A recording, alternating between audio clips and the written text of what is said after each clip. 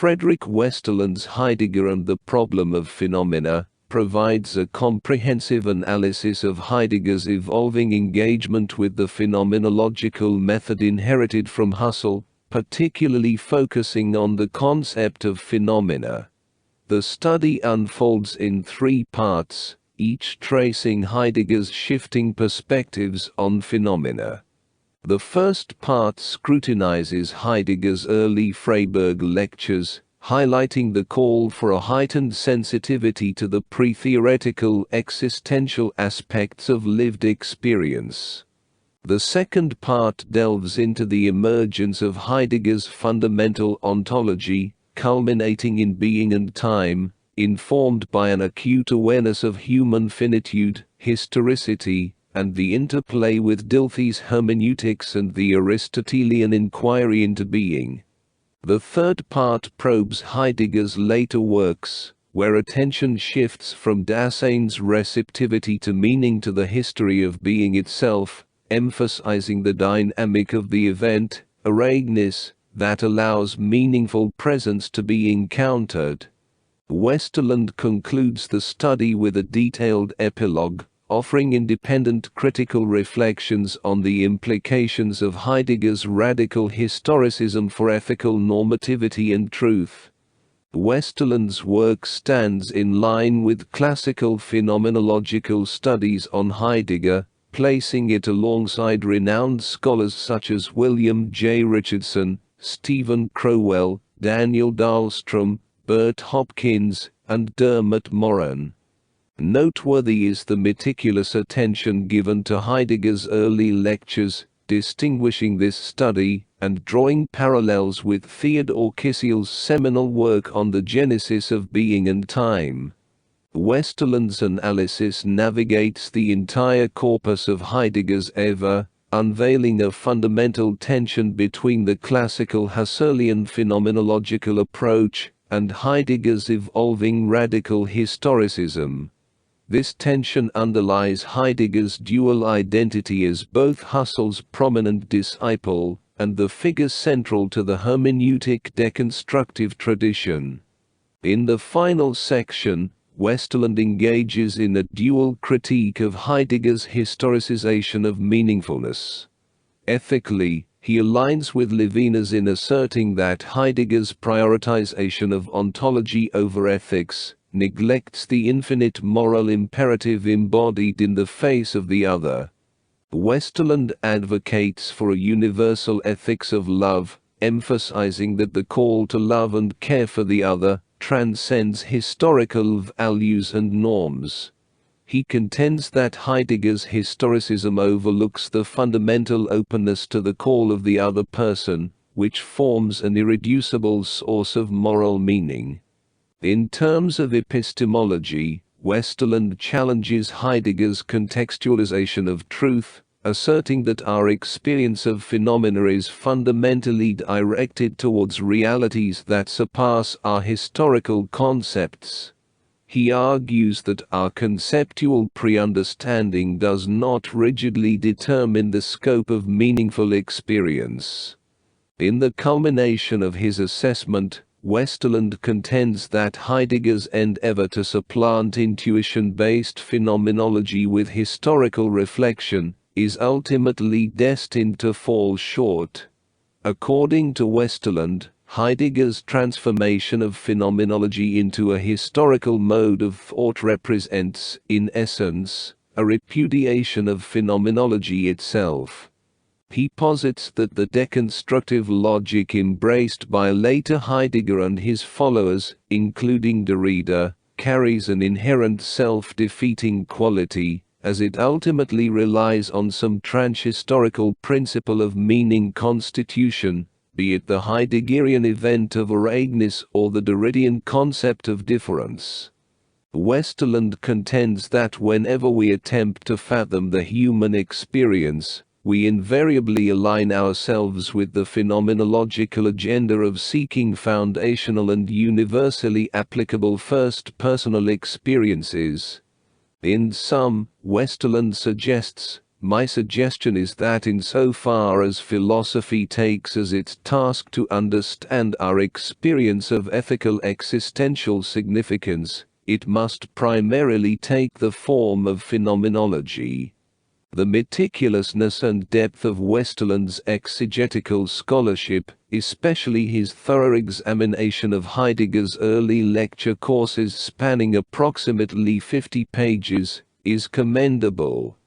Westerlund largely aligns with prevailing approaches and interpretations in Anglo-American Heidegger research. However, there are certain points within this consensus that might be open to scrutiny. For instance, the established translation of Eigentlichkeit, a term denoting Dasein's awareness of the ontologically fundamental structure of its existence as finite, situated, and characterized by the three-dimensional flow of its temporality, as authenticity could be challenged. Westerlund's discussion of authenticity stems from and closely relates to a broader ethical emphasis. Like Levinas, Westerlund is concerned about what he perceives as the egoism and lack of altruism implied in Heidegger's portrayal of Dasein as existing for the sake of its own potentialities. An alternative approach might involve recognizing that, regardless of how selflessly and fervently I may be concerned for my fellow human beings, I remain incapable of orienting my existence toward their finite possibilities, simply because those possibilities are not mine. I may be capable of selflessly sacrificing myself for someone, but I cannot experience their death as my own. The singular temporal space allotted to me by my birth and death is uniquely my responsibility. This fundamental existential reality does not preclude caring for others, as Westerlund suggests, and it might be argued that Heidegger, in fact, underscores a form of ethics centered on self-responsibility, akin to Michel Foucault's exploration of an ethics of self-care in Hellenistic philosophy. Westerlund's bold attempt to grapple with Heidegger's later thought, while more limited in scope compared to the extensive discussion of the early lecture courses, is commendable. His insights on Heidegger's turn in the 1930s, the dynamic of Eragness, and the fundamental role of the fourfold are, for the most part, highly laudable. However, I would challenge Westerlund's hesitance to categorize the later Heidegger as phenomenological, despite Heidegger's own insistence to the contrary.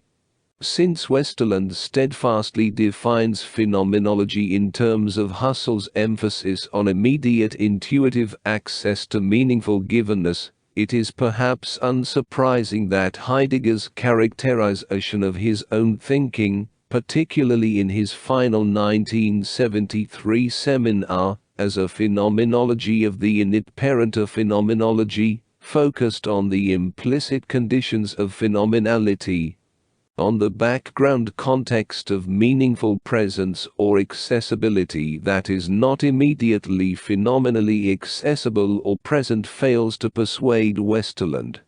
The question that arises here, in alignment with Heidegger, concerns the extent to which phenomenological thinking can be exhaustively defined within the parameters of Husserl's understanding of the term.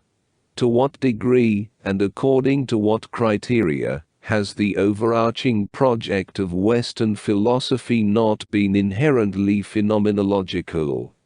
That is, an endeavor to elucidate the possibility and structures of the meaningful givenness of things, and our capacity to access them as meaningful through experience and thought. Westerlund places significant emphasis on concrete phenomenological descriptions, that is, specific analyses of particular types of phenomena in terms of their first personal meaningful phenomenality. Nevertheless, it could be argued that, as philosophy, phenomenology, much like all philosophy, essentially grapples not with this or that phenomenon or category of phenomenon, but with the structures and conditions of phenomenality itself, with the very accessibility and intelligibility of things. This is ultimately with the meaningful being of beings, where specific concrete descriptions may no longer suffice. Nonetheless, we will still be compelled to articulate our thoughts through concepts, and these concepts will inevitably draw, to some extent, from our background historical tradition. Westerlund also dismisses Heidegger's effort, particularly in The End of Philosophy and the Task of Thinking, 1964, and other late texts, to historically contextualize and situate Husserl's philosophical project. However, it is widely acknowledged that Husserl's project initially emerged as a response to a specific historical context, the ascent of anti-philosophical naturalism, particularly in the form of logical psychologism. According to its own self-understanding, Husserlian phenomenology sought to recover and salvage a form of first philosophy, in order to prevent philosophy from devolving into a mere servant of natural science. Furthermore, Husserl saw himself as carrying forward the legacy of modern philosophical classics, the post-Cartesian emphasis on self-conscious subjectivity, and the post-Kantian transcendental endeavor. In characterizing his own position as transcendental idealism and rejecting the Kantian notion of things in themselves, Husserl, often without explicit acknowledgement, comes remarkably close to certain positions advanced by the German idealists, such as Fichte, Hegel, and Schelling, as the later Heidegger repeatedly suggests. Thus, it might not be in Husserl's best interest to refuse acknowledgement that, like all philosophers, he grappled with questions and issues within a specific historical juncture, addressing these through concepts that were historically constituted and imbued with significance. What distinguishes Westerlund's work, above all, from a majority of Heidegger's scholarship, is his courageous stance in asserting an independent philosophical position that is openly critical of Heidegger. To fully honor this exceptional autonomy, I would like to conclude with some brief questions and remarks that primarily pertain to the foundational tenets of Westerlund's philosophy and are, in themselves, largely separate from his interpretation of Heidegger. Initially, Westerlund advocates for a universal ethics of love, expressed in unequivocal and robust terms. My claim is that the personal address of the other and the possibility of loving her is there in every historical situation, that is, regardless of the values and norms that happen to govern my society and my identity. Moreover, he asserts, we are always already open to the understanding that all people, universally and without exception, claim our love and care. However, an opposing argument that readily comes to mind challenges the moral imperative of loving all human beings as persons, without exception. It posits that this imperative arises within a specific historical normative context, primarily that of Christian ethics. Additionally, there is the inherent ambiguity of the term love itself. The notion of love that Westerlund seems to work with here is evidently not the Greek terms, denoting erotic desire and pursuit, nor philia, signifying affectionate attachment, but rather agape, meaning charity or selfless benevolence, a concept predominantly used in ancient Greece to denote the love felt for immediate family members. It only expanded into the universal ethical injunction of loving one's neighbor, within the context of Christian ethical teachings that advocate treating one's entire community as an extended family. If love, in the sense of such non-particularistic goodwill, genuinely transcends historical context, Why is this concept conspicuously absent from the ethics of pre-Christian antiquity? Is the potential of this ethical concept to serve as a universal foundation for all ethics not somewhat diminished by its emergence from a very specific historical backdrop? Although many might argue otherwise, it remains challenging to assert that this notion of ethics is universally and transhistorically intuited. The broader question at hand pertains to the very essence of ethics. Levinas' charge of prioritizing ontology over ethics, a stance he attributes to Heidegger, is heavily contingent on a Kantian notion of an ethics rooted in duty, in universally binding moral principles that render ethics a matter of the will, rather than of knowledge. This perspective ultimately traces back to a theological ethics centered on divine command. In the Aristotelian framework of knowledge, ethics was synonymous with ontology, a localized ontological examination of active human life, specifically of the good life, in the sense of a life that optimally realizes humanity and most fully actualizes human potential. As many scholars have pointed out, including Volpe, 1994, numerous aspects of Heidegger's being and time draw inspiration from Aristotle's Nicomachean ethics, thereby characterizing fundamental ontology as an ethics in this classical sense. These historical observations shed light on a fundamental challenge in Westerlund's intuition-based epistemic realism. Its reluctance to grapple seriously with the notion that our immediate intuitions themselves bear the imprint of historical constitution.